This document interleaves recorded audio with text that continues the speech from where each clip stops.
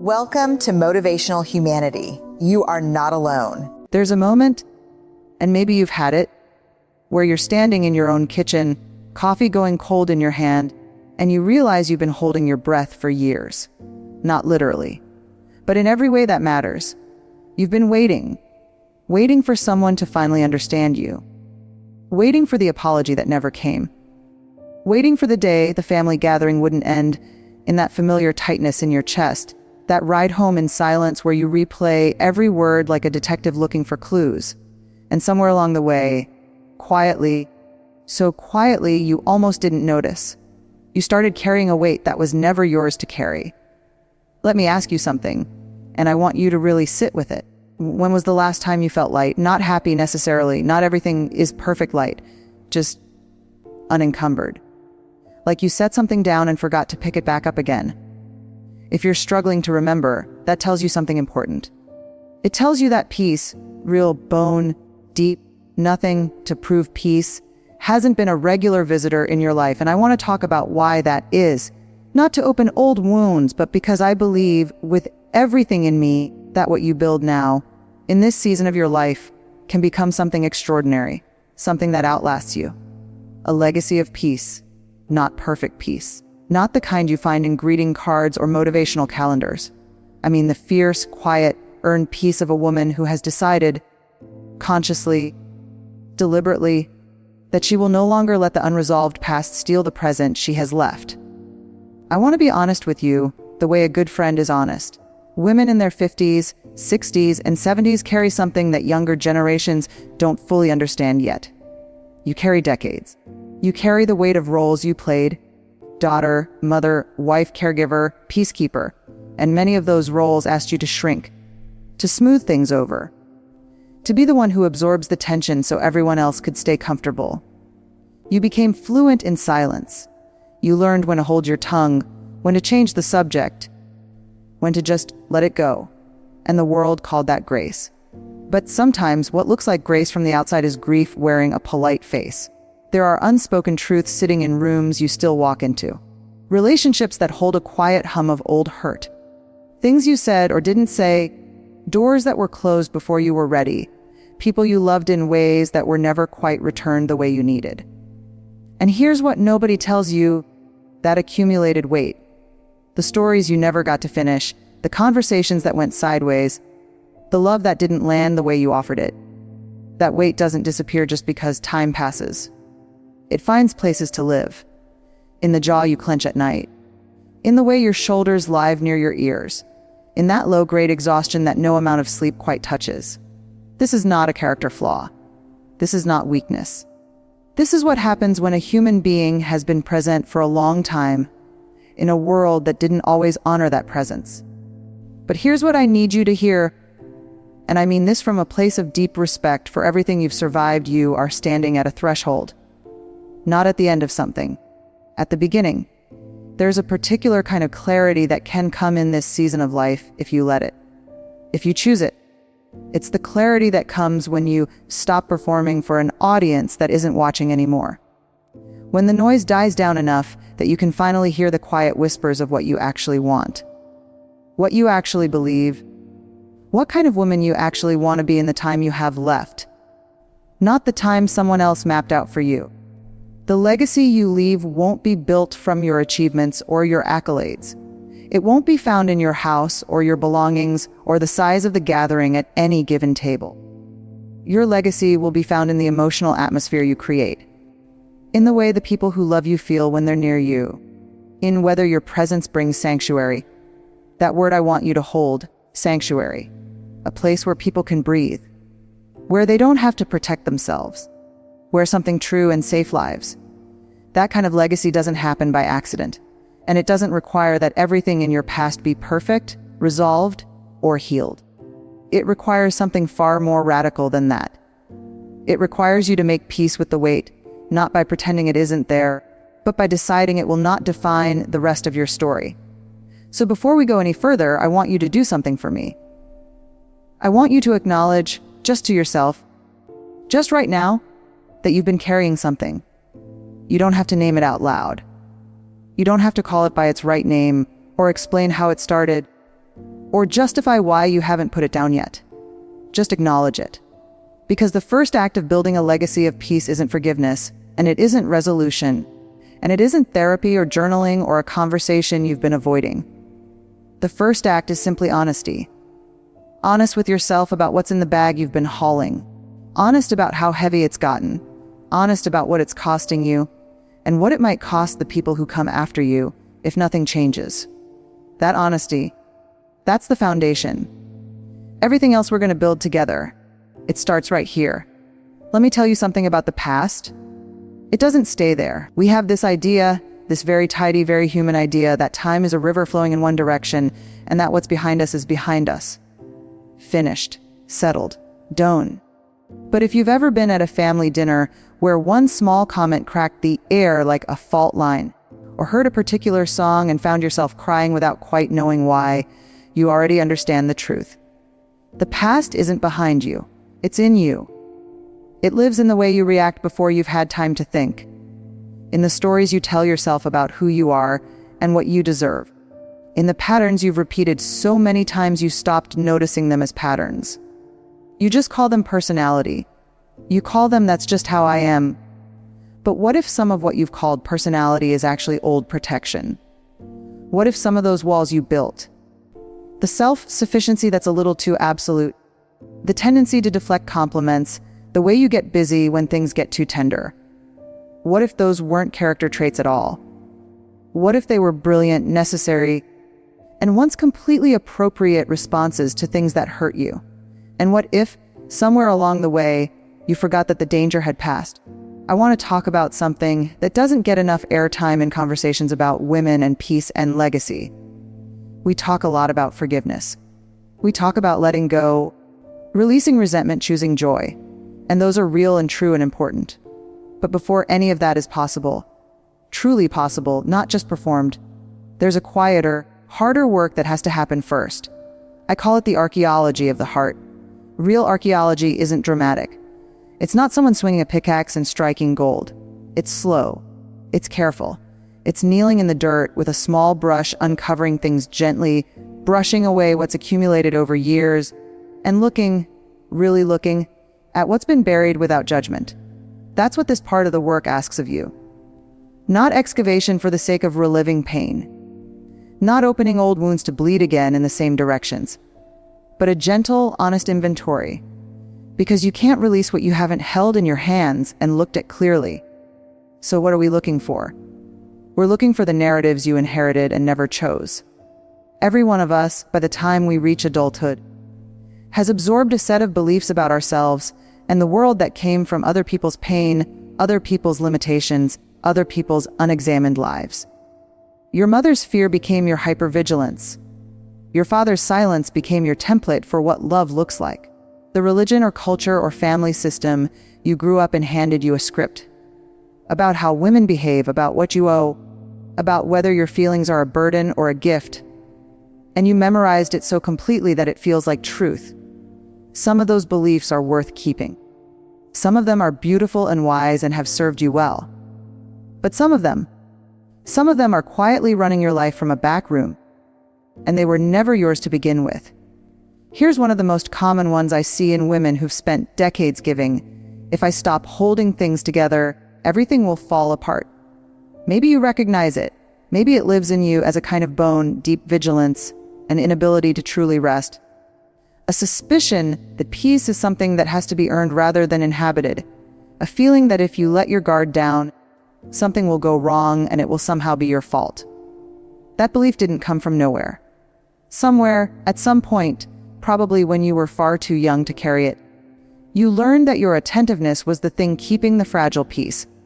You became the emotional regulator for your whole family system. And you were so good at it, so remarkably, quietly capable, that nobody ever thought to thank you for it, because they never even saw it as something you were doing. They just called it you. There's grief in that recognition. Real grief. Not dramatic, movie grief. But the kind that sits in your sternum on a Tuesday afternoon. The kind that whispers, "Who was I before I learned to make myself small?" The kind that wonders what might have been different if someone had come alongside you earlier and said, You don't have to carry this alone. I want to sit in that grief with you for just a moment, because I think we rush past it too quickly. Our culture is deeply uncomfortable with women grieving what they didn't get to have. We're much more comfortable with gratitude, with counting blessings, with reframing and silver linings and the relentless pressure to focus on what you have. And gratitude is real, and it matters. But grief and gratitude are not opposites. They live in the same house. You can be profoundly grateful for your life and also grieve the version of yourself that had to be set aside to live it. You can love the people who shaped you and also mourn the ways they fell short. You can be proud of your resilience and also be tender with the places where resilience became the only option, because softness didn't feel safe. Holding both of these things at once, this is hard and I survived it, this was a loss and I am not broken. That is not contradiction. That is wholeness. Now here's where this becomes about legacy, and I want you to feel this. Whatever remains unexamined and you will travel forward. Not because you're a bad person, not because you failed, but because that is simply how human beings work. The grief we don't allow ourselves travels through us and expresses itself in our relationships. The anger we've converted into anxiety expresses itself in the way we hover or the way we withdraw. The love we never learned to receive expresses itself in the way we give, always with a slight edge of self-erasure, always with that faint, impossible to name hunger underneath. And here's the beautiful, terrifying truth. Your children, your grandchildren, the young people watching you from close range, they are not learning from your words. They are learning from your nervous system. They are learning from the way you talk about yourself, from whether you accept an apology with grace or with barely concealed hurt, from whether you model asking for what you need, or whether you silently sacrifice and then carry a low, chronic resentment that everyone feels but nobody names. The patterns pass on, always, without exception, unless someone stops and looks at them clearly. And you, at this exact moment in your life, are in a position to be that someone. This is the part where I want to ask you something, and I mean it tenderly. What is one story you've been telling yourself for so long that you've forgotten it's a story? Maybe it's I'm too much. Maybe it's I'm not enough. Maybe it's nobody really stays. Maybe it's I have to earn my place at every table. Maybe it's my feelings are a burden to others. And so you became an expert at digesting your emotions before anyone else had to encounter them, reducing everything hard and complex into something palatable, something that wouldn't make the room uncomfortable. You don't have to answer that out loud, but I want you to let it surface, because the archaeology isn't about uncovering things to destroy them. It's about holding them up to the light and asking, with the full authority of the woman you have become, is this still true? Did it ever belong to me? And do I want to carry it into the years I have left? That question, that one careful question, is where liberation quietly begins, not with a bonfire, not with a dramatic declaration, with a small brush, with your knees in the dirt, with the patient, courageous decision to look at what's there and decide, at long last, what is worth keeping and what can be gently, gratefully set down. That is the archaeology of the heart, and it is the ground from which every genuine legacy of peace is grown. Legacy of peace, Part 3, the practice of becoming. Here's something nobody warned you about peace. It isn't a destination you arrive at. It isn't a feeling that descends one morning like good weather and stays. It isn't the reward you receive after you've finally forgiven everyone, resolved every conflict, healed every wound, and organized your emotional life into something presentable. Peace is a practice. And like every practice worth anything, like bread making, like tending a garden, like learning to really listen, it asks something of you every single day. Not everything. Not a heroic, exhausting, all-consuming something. Just a small, deliberate, chosen something. The women I've watched build genuine peace in the second half of their lives didn't do it by becoming different people. They did it by making different decisions, small ones consistently, with a kind of quiet stubbornness that the world sometimes mistakes for passivity, but is actually the furthest thing from it. It's the stubbornness of someone who has decided, this is how the rest of my story goes.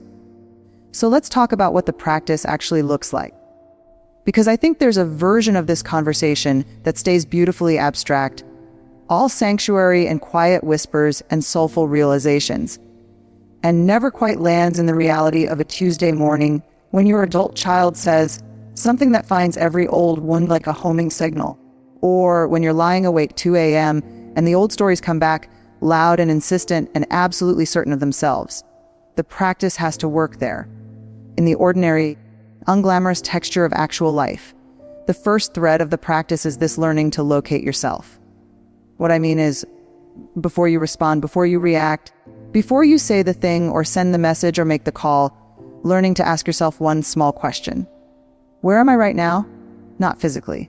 Internally, are you in the present moment responding to what is actually happening, or are you in 1987 or 1994 or some formative, painful chapter that this present moment has accidentally rhymed with? Because so much of what disrupts our peace isn't really about the present. Someone's tone reminds you of someone else's tone. A feeling of being overlooked echoes an older, deeper feeling of being overlooked. A moment of conflict activates a nervous system that learned long ago that conflict meant danger, and you respond to the person in front of you with the full force of accumulated history. All that old weight showing up uninvited.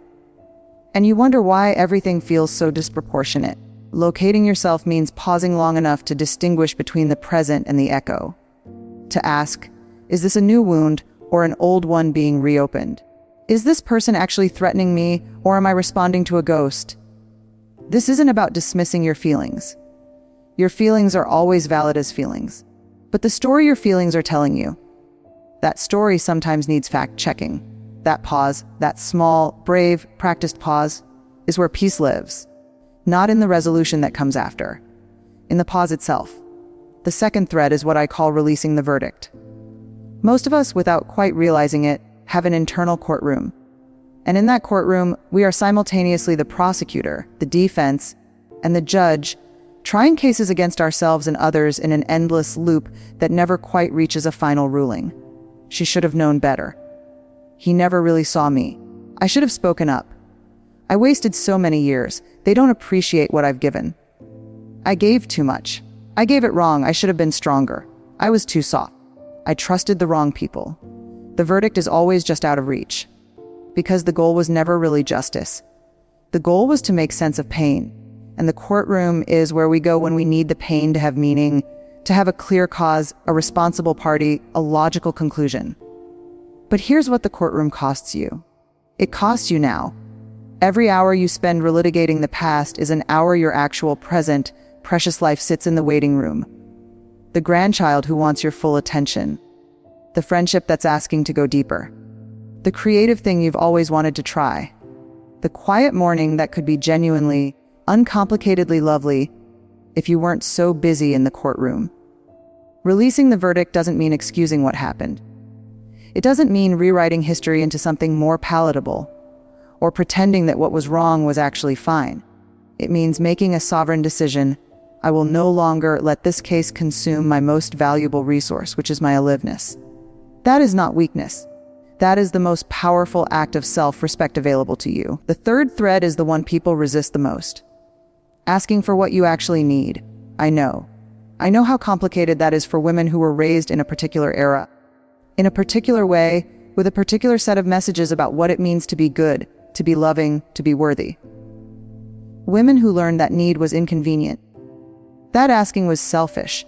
That the measure of a woman was how much she could provide without requiring anything in return. You may have spent decades becoming so fluent in giving that you've grown almost illiterate in receiving. And there's a private loneliness in that, isn't there? A place that doesn't quite get touched, no matter how much love surrounds you, because you've built such effective architecture around your own needs that even the people who love you most don't know how to reach it. They'd want to, if you let them. Here's the tender truth: the people in your life who love you are not mind readers. And they are, in many cases, doing exactly what you modeled for them.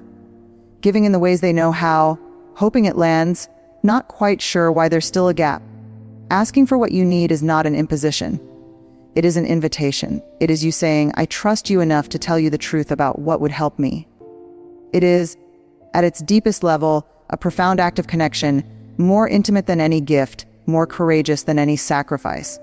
And it is one of the most powerful things you can model for every younger person watching you.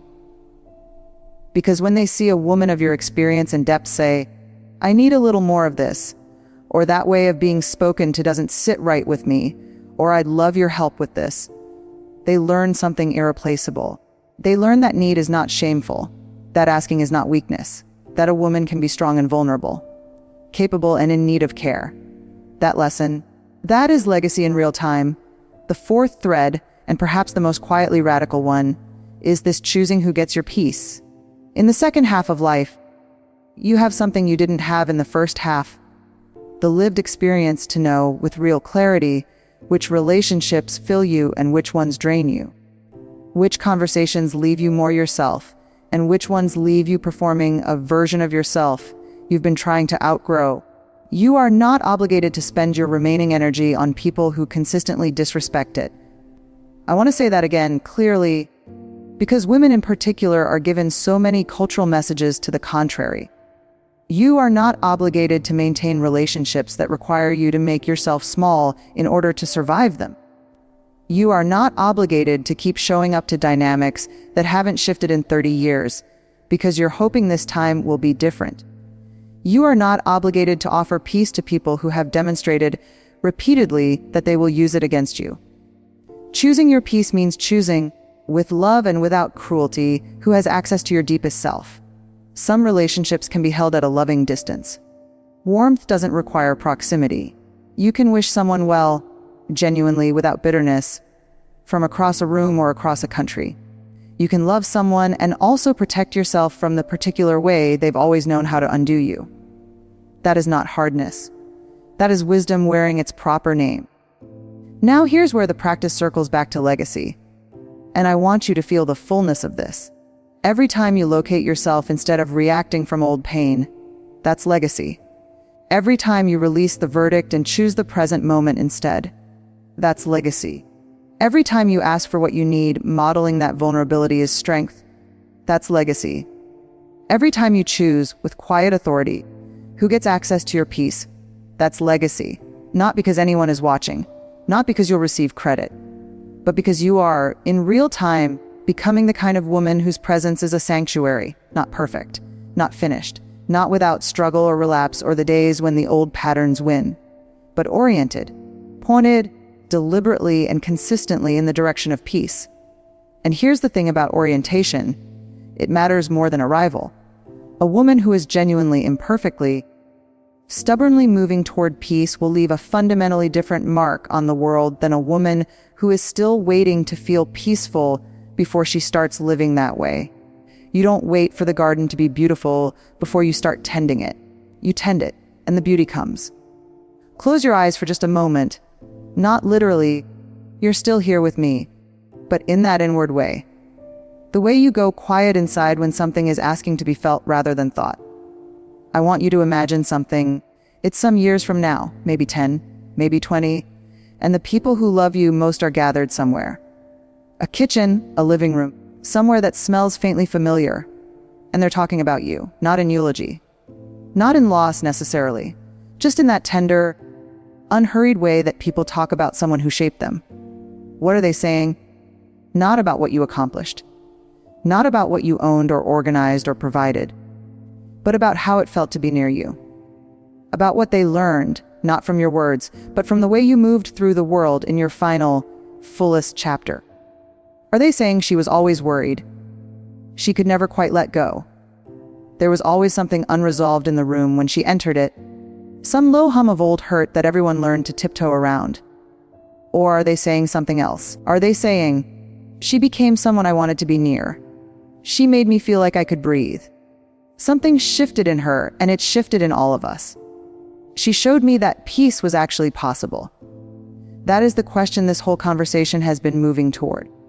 Not what do you want to be remembered for? That's too abstract, too polished. But what do you want the emotional inheritance to be? What do you want to pass forward? Not in words, not in things, but in the felt sense of what it meant to love you and be loved by you. Because here's what I know to be true, and I say it without reservation. You are not too late. I want to push back firmly and lovingly against the voice that may have started whispering somewhere around part 2. The one that said, "This is all very beautiful, But my patterns are too old, my relationships too set, my wounds too deep for any of this to really take hold. That voice is lying to you.